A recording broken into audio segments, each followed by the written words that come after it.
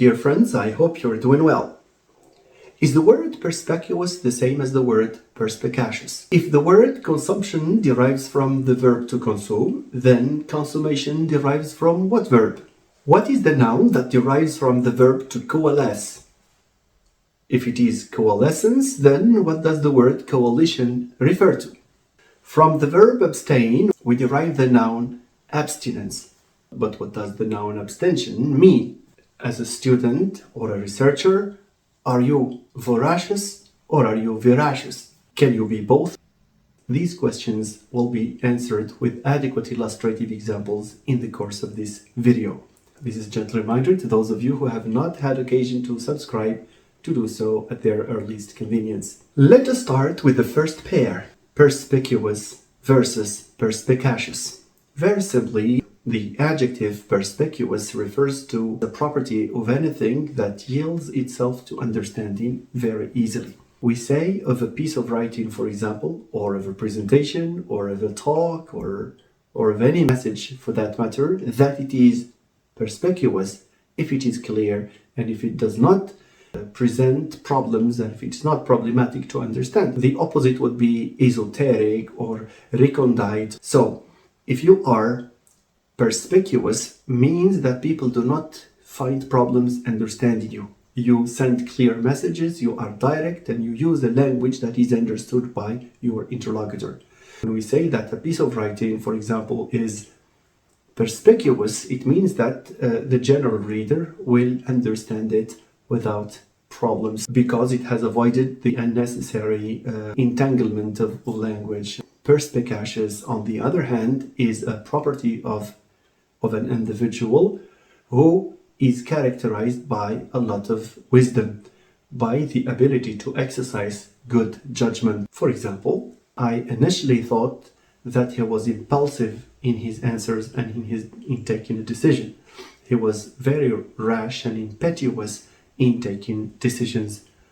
But it turned out that he was very perspicacious, and this is what makes him appreciated by so many people. He does not rush into problems, for example, very easily. And now with the second pair, consume, consumption, consummation. In order to appreciate the difference between the two, it is of relevance to hark back to the French language. In French, we have the word consumer, which means to use up a resource, a product or a service. Consommer un produit, consommer un service. But in French, we have another meaning for the word to consume, to bring to an end. Achever. Achever un processus, une activité. This second meaning of consommer is used specifically in marriage. We say, leur mariage a été consommé le 22, je ne sais pas. You see? Now back to the English language.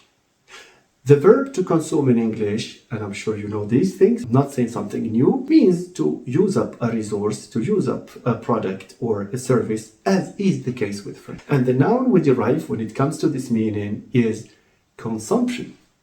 The consumption of a product, the consumption of water. For example, we should rationalize our consumption of water because it's a very important commodity. But unlike French, English does not have this second meaning for the word to consume. I mean the marriage context or bringing something to an end. In English, we don't use the word consume, we use the word consummate. In French, we have il a consommé un produit, ils ont consommé leur mariage. In English, no. In English, we have they consumed a product, they consummated, not consumed, they consummated their marriage. And this being the case, English has two separate words. From consume, we have consumption, and from consummate, we have consummation. And now we move to the verb coalesce and the nouns that can derive from it.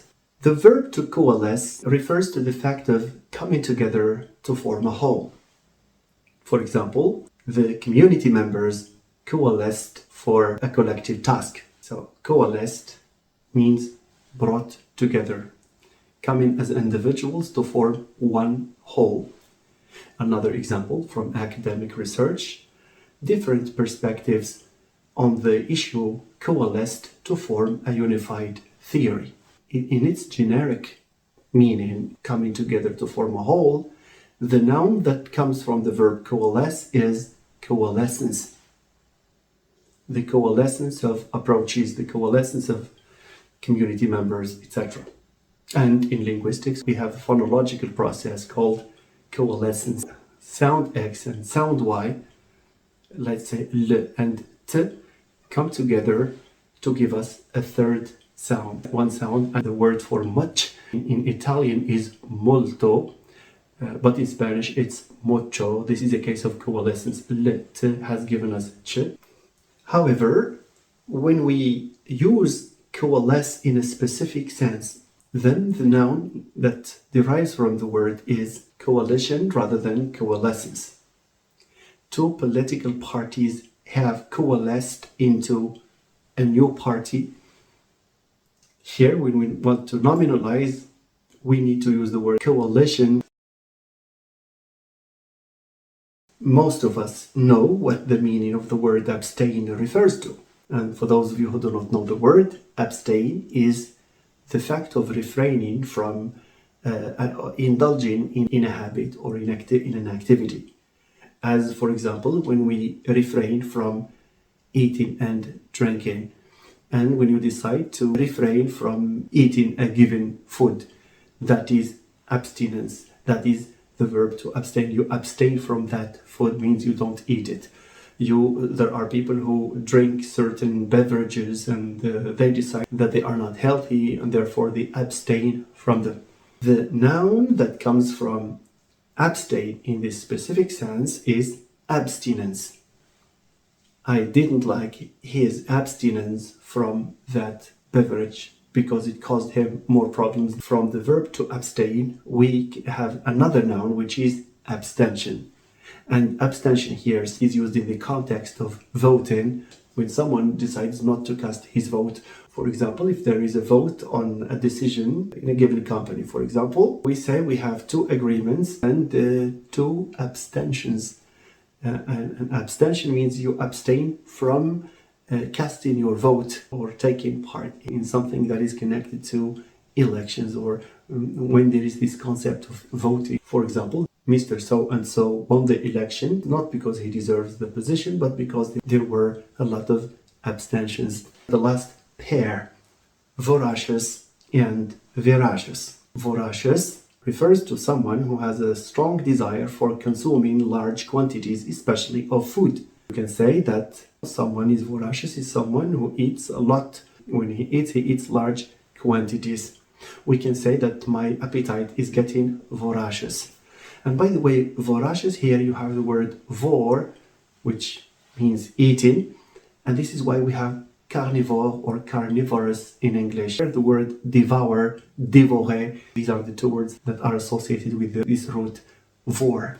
In any case, we can extend this term. You can say of yourself that you are voracious when you are a reader who does not give up on reading. When you do not give up on reading, when you like reading, if you are given a book, you will read it in so short a period of time.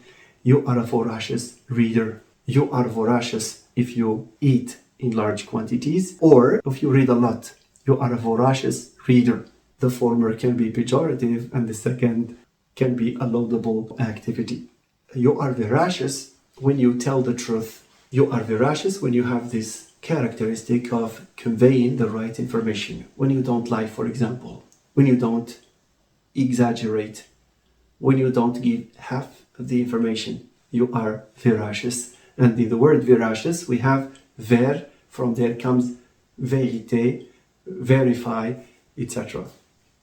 I hope you have appreciated this direction that the channel has taken in exposing some grammar, some advanced grammar courses, and also in introducing terms that are otherwise maybe that are. Before I bid you farewell, I would like to make a point. I did not come with the assumption that you don't know those words, but this is more to sensitize students at different levels to use these words. If you know a word, then use it.